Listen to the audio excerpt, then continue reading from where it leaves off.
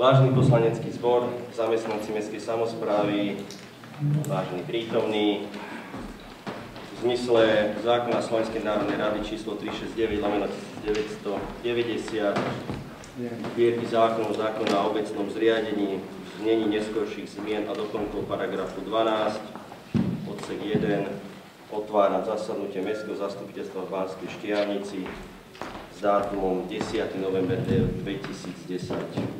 Vítam všetkých prítomných poslancov Mestského zastupiteľstva, prizvaných hostí, vítam tu občanov mesta Banská Štiavnica, tešíme sa pozornosti zasadnutiu nášho zastupiteľstva, ako aj ostatných zúčastnených. V zmysle žiadosti o zvolanie zasadnutia Mestského zastupiteľstva podpísanými poslancami, ktoré som obdržal 27.10.2010 a v zmysle pozvánky, ktorá vám bola včas doručená, navrhujem, aby rokovanie Mestského zastupiteľstva prebiehalo podľa tohto programu. Po prvé otvorenie, po druhé nakladanie s majetkom mesta, ktorý je prenajatý mestským spoločnostiam, po tretie rôzne, po štvrté záver. Záverovateľov zápisnice z dnešného rokovania určujem poslancov, pána poslanca Právca, ďakujem pekne, pána poslanca Baráka, ďakujem pekne.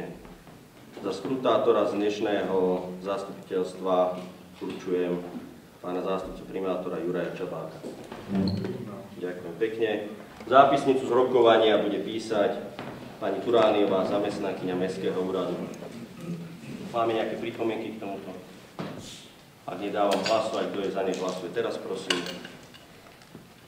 Ďakujem, konštatujem, že sme jednohlasne schválili priebeh nášho rokovania a týmto považujem dnešné rokovanie Mestského zastupiteľstva s dátum 10. november 2010 za otvorené.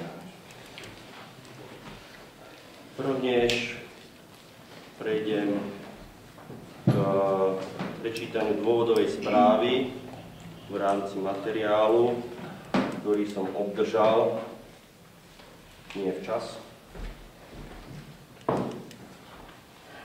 Uvediem tento materiál takýmto spôsobom. A síce, poprvé, považujem za nehanebnosť robiť si kampaň prostredníctvom Mestského zastupiteľstva. Po druhé, ak už sa niekto k takémuto kroku uchýli, ako poslanec by mal poznať platnú legislatívu, a teda by nám mal aj vedieť, že už nejaký ten čas nezvolávame mimoriadne zastupiteľstva, ale požiadam o zvolanie zastupiteľstva. Budiš. Po tretie, ak sa následne aj zvolá, pretože ja tomu nemám záujem brániť, ak má niekto nejaké podozrenie, že sa nakladá s našim majetkom zle, teda ak ho aj nás nezvolám, tak si dovolím na druhej strane ako partner požadovať, aby žiadatelia, alebo žiadateľ, včas dodal materiál, ináč klobúk dole, že potom následne ten materiál je doručovaný rôznym spôsobom v obálkach, ale k tomu sa ešte dostanem neskôr asi aj z akých zdrojov bol uhrádzané tie náklady, ktoré vznikli k tomu. Po štvrté, ak teda aj materiál včas nedodá žiadateľ, tak nech aspoň názov predloženého bodu súhlasí s názvom bodu uvedenom v žiadateľom predloženom programe. Predsa je nemysliteľné, aby poslanec, ktorý si požiada o rokovanie, nakladanie s majetkom mesta, ktorý je prenajatý mestským spoločnostiam, následne predložil materiál, návrh na zákaz nakladania s majetkom mesta. Ale budíš, berme, že aj že máme vôľu teda ochrániť ten majetok. Ale ak aj toto je zlé, dáme si materiál spracovať externému právnikovi, ktorý je uvedený v súbore ako spracovateľ tohto materiálu a komunikujeme s úradom, tak by som poprosil, aby sme si dali záležať, aby predloženie uznesenie bolo vykonateľné. To znamená, aby dané uznesenie ktoré materiály obdržím. Nebol s ním tu na zastupiteľstve rozpor, že či ho môžeme schváliť alebo nemôžeme, pretože tu nie je žiadny komentár právneho oddelenia, nie je tam, tak by to procedurálne malo cez Mestskú radu prejsť, nič nie je v tomto materiáli zvýraznené. Ku konkrétnemu uzneseniu, než ho začneme rokovať. Formulácia použitá v návrhu uznesenia, ktoré zakazuje, a máte ho predložené, všetci v písomnej podobe. Z tejto formulácie uznesenia vyplýva, že Mestské zastupiteľstvo zakazuje štatutárnym orgánom a štatutárnym zástupcom akékoľvek nakladanie s majetkom. O vlastníctve mestských podnikov a organizácií, ako je obchodných spoločností s majetkovou účasťou mesta Banská Štiavnica. B. V nájme a správe mestských podnikov a organizácií, ako je obchodných spoločností s majetkovou účasťou mesta Banská Štiavnica. Časť testu, ktorá nasleduje, najmä však, máme tam najmä však, nie som právnik, som si to čítal, je tam uvádzaný príklad, poukázať, aké činnosti, ktoré z pohľadu Mestského zastupiteľstva vyžadujú osobitný zreteľ. Formulácia, akékoľvek nakladanie s majetkom. Čo to je? Je to nejednoznačné, respektíve až príliš jednoznačné. Za nakladanie s majetkom je možné považovať nielen jeho prevod, zaťaženie, scudzenie, ale aj jeho užívanie. Táto predkladateľ nemyslí, že naše spoločnosti musia majetok užívať? Bude môcť nemocnica využívať prístrojové vybavenie? Bude môcť bytová správa využívať svoj majetok? Budú môcť lesy využívať svoj majetok? Neviem. Uznesenie používa pojem majetok, bez toho, aby presne charakterizovalo, čo majetkom myslí. Myslíme ho podľa zákona o účtovníctve, o zákona o obecnom zriadení, o akom majetku sa teda bavíme. Pár príkladov absurdnosti v prípade, že toto uznesenie by bolo vôbec možné podpísať, tak ako je predložené. Za majetok v zmysle zákona o účtovníctve je považovaná aj pohľadávka. To znamená, že ak dlžník nezaplatil napríklad v bytovej správe SRO nájomné alebo akúkoľvek inú platbu, vznikla pohľadávka bytovej správy SRO voči dlžníkovi. Návrh uznesenia však zakazuje štatutárnemu zástupcovi akékoľvek nakladanie s majetkom. A v časti za najmä však hovorí o zákaze nakladať s pohľadávkami alebo záväzkami mesta mestských podnikov mimo obvyklého hospodárenia. Zakážeme mu nakladať s touto pohľadávkou?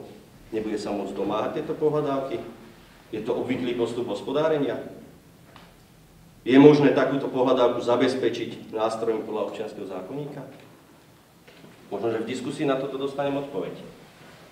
Osobne som na ňu veľmi zvedavý.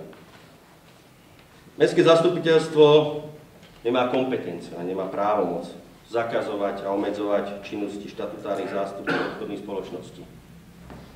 Môj názor, ak mi bude vyvrátený, dnes tu na zastupiteľstve budem veľmi rád. Obávam sa, že nebude. Podľa znenia paragrafu 133 odsek 1, odsek 3 obchodného zákonníka obmedziť konateľské oprávnenia môže iba spoločenská zmluva alebo valné zhromaždenie.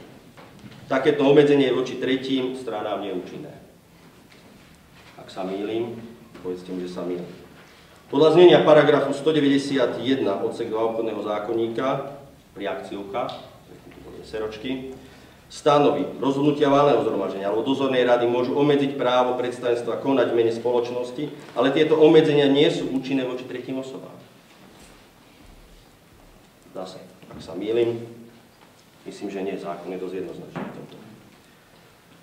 Uvedené ustanovenie vychádza z princípu zodpovednosti za konanie, ale aj nekonanie štatutárnych zástupcov obchodných spoločností. Ich povinnosti sú upravené celým radom právnych predpisov a nesú zodpovednosť majetkoprávnu aj trestnú. Uvediem jeden taký absurdný príklad na pobavenie. Predstavte si, že mesto Banská Štiavnica by vlastnilo jednu akciu spoločnosti Microsoft. A teraz schválime toto uznesenie, ktoré myslím si, že je nevykonateľné. Ja ho pošlem majiteľovi Microsoftu a zakážeme mu nakladať s majetkom. Ale mu zakážeme akúkoľvek činnosť, ktorú tu citujeme v tomto uznesení. Neviem si to dosť dobre predstaviť. Práve z tohto dôvodu sú právnické osoby koncipované ako samostatné subjekty práva, pričom vlastnícke práva k spoločnosti sú vykonávané valným zhromaždením a na valnom zhromaždení spoločnosti.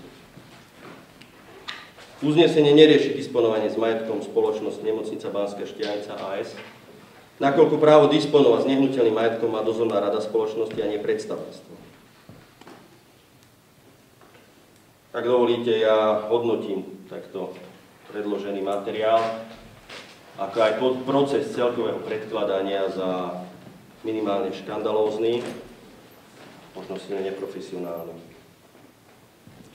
Je možné, že predkladateľ naráža na to, že by sa niečo v našich spoločnostiach mohlo stať. Že by sa niečo v našich mestských spoločnostiach mohlo udiať. Kde ale potom, ako primátor, kde potom ale ako mestské zastupiteľstvo máme istotu, že sa v týchto spoločnostiach pred mesiacom, pred pol rokom niečo nedialo. Súdim seba podľa teba, alebo súdim teba podľa seba, alebo ako to ideme teraz brať. Každopádne aj z hľadiska záujmu občianskej spoločnosti v našom meste si uvedomujem, že je tu pravdepodobne obava z toho, že v procese kampaňovania by mohlo nejakým spôsobom dojsť nakladaniu s majetkom mesta, ktoré by nemuselo byť v súlade s legislatívou, aj keď si to dosť dobre neviem predstaviť. Takže po diskusii, ak dovolíte, dal som spracovať vlastný návrh na uznesenie mestského zastupiteľstva, ktorý podľa mňa vystihuje to, čo predkladateľ mal v záujme riešiť svojim uznesením, avšak podľa mňa to uznesenie, ktoré som dostal mailom v nedodržanej lehote, podľa môjho názoru nie je vykonateľné. Vážené mestské zastupiteľstvo, pred sebou máme teda materiál spracovaný pánom poslancom doktorom Milanom Klausom, poslancom mestského zastupiteľstva a predložený doktorom Milanom Klausom, poslancom mestského zastupiteľstva. Materiál obsahuje dôvodovú správu, kde na základe údajov z obchodného registra bolo zistené, že v meste Banská Štiavnica bola založená určitá akciová spoločnosť, ktorá má činnosť ako naše technické služby. Takisto v dôvodovej správe sa uvádza, že v mesiaci október došlo k personálnym zmenám na funkcii konateľa. Z dôvodu zastavenia fám o majetkových presunoch, ja som tie fámy zatiaľ nepočul, ale pravdepodobne sú teda asi, v snahe udržať majetok mesta vo vlastníctve mesta Banská Štiavnica, nezmenený pre novú samosprávu, navrhujú poslanci mesta prijať uznesenie tak, ako je naformulované. V prílohe je následne výpis obchodného registra okresného súdu o spoločnosti, ktorá je uvedená v materiáli.